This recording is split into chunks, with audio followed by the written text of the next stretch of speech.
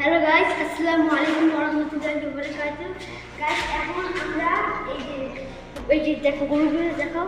এই গরুদের জন্য একটু পর খাবার খাবার বানাবো। কি কি খাবার বানাবো এটা দেখাবো। এই যে প্রথমে এদিকে প্রথমে আমরা এটা হচ্ছে ভাতের মাছ।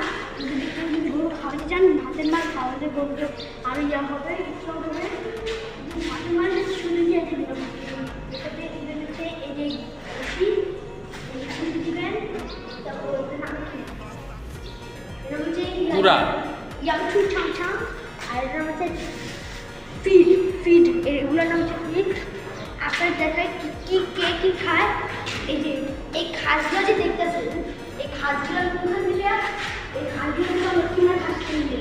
বাজারে নকল ঘাস বিক্রি হচ্ছে, তাই জন্য আমরা এইগুলো মাঠের থেকে ঘাস কেটে আনছি।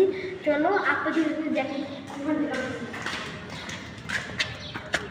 গাইস, আমরা যেখান থেকে ঘাস নিচ্ছি এটা হচ্ছে এই স্থান। দেখো এই স্থানটা আমরা ঘাস নিচ্ছি মতো।